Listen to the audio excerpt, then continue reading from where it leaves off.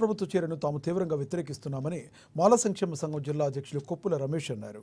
అసెంబ్లీలో ప్రవేశపెట్టిన బిల్లు చెల్లదని, అది రద్దయ్యేంత వరకు తమ పోరాటం సాగుతుందని స్పష్టం చేశారు. ఆదిలాబాద్ పట్టణంలోని ప్రెస్ క్లబ్లో బుధవారం ఏర్పాటు చేసిన మీడియా సమావేశంలో సీఎం రేవంత్ రెడ్డి ప్రభుత్వ నిర్ణయాన్ని తప్పుపట్టారు.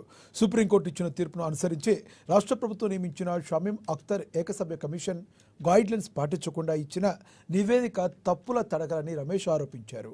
ఇంపిరికల్ డేటా లేకుండా 2011 జనాభా లెక్కలను పరిగణలోకి తీసుకోకుండా CM Revanth Reddy, deputy CM Bhatti Vikramarka ఒక వర్గానికి అనుకూలంగా తప్పుడు లెక్కలు చూపించి బిల్లులు ప్రవేశపెట్టడం బాధాకరమన్నారు. ఎస్సీ కులం మొత్తాన్ని మోసం చేయడమేనని పేర్కొన్నారు. ప్రభుత్వంపై అవసరమైతే న్యాయ పోరాటానికి సైతం వెనకాడబోమని చెప్పారు.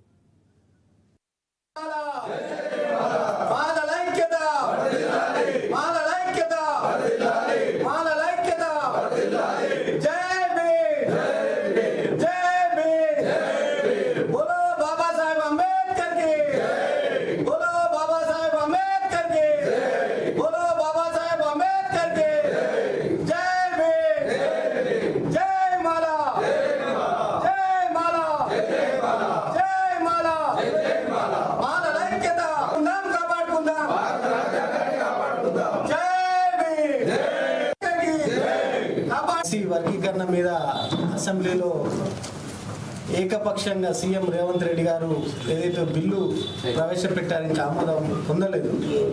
దానికి ఏకసభ్య కమిషన్ జస్టిస్ షమీం అఖ్తర్ గారిని నియమించడం జరిగింది చైర్మన్గా. అసలు చైర్మన్ని నియమించడమే అది చట్టబద్ధత కాదు, చట్టంకు విరుద్ధం. ఇంకా చైర్మన్ని నియమించాలంటే సెంట్రల్ ఎస్సీ ఎస్టీ కమిషన్ యొక్క పర్మిషన్ తీసుకోవాలి.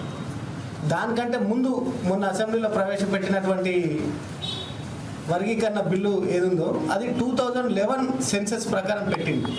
ఇది చాలా అంటే విరుద్ధమైనటువంటిది. ఎందుకు చెప్తున్నామంటే తెలంగాణ 2014లో తెలంగాణ వచ్చింది. తెలంగాణ వచ్చిన తర్వాత మినిమం దానికి సంబంధించిన పాపులేషన్ అన్న చూపాలి.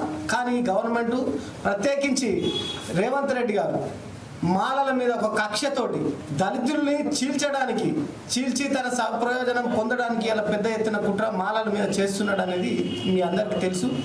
ఏకపక్షంగా జరుగుతున్నది. ఒక గతంలో జరిగినటువంటి మేము దాన్ని వ్యతిరేకించేది ఏంటంటే మెయిన్గా నువ్వు వర్గీకరణ చేయాలనుకున్నావు, మేము చట్ట ప్రకారంగా చేయమని చెప్పినాం. సుప్రీంకోర్టు ఇచ్చినటువంటి 341 ఆర్టికల్ ప్రకారం చేయమని చెప్పి అటు మోడీ గారికి చెప్పినాం, గురువుకి చెప్పినాం, ఇటు శిష్యునికి చెప్పినాం.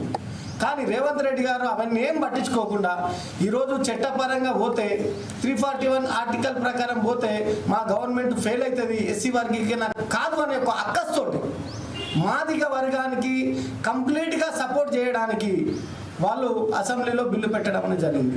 అనేది మేము కోరేది ఒకటే, మీరు చేసేయండి, చట్ట ప్రకారం చేయండి, దాన్ని మేము అడగట్లేదు.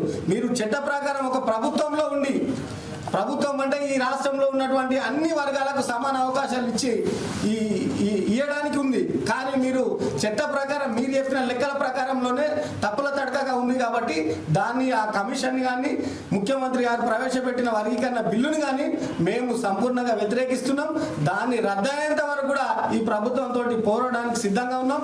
దేనికైనా కూడా మా జాతి సిద్ధంగా ఉందని చెప్పి ఎట్టి పరిస్థితిలో ఈ బిల్లుని మేము ఆమోదించడానికి అంటే అంగీకరించాం.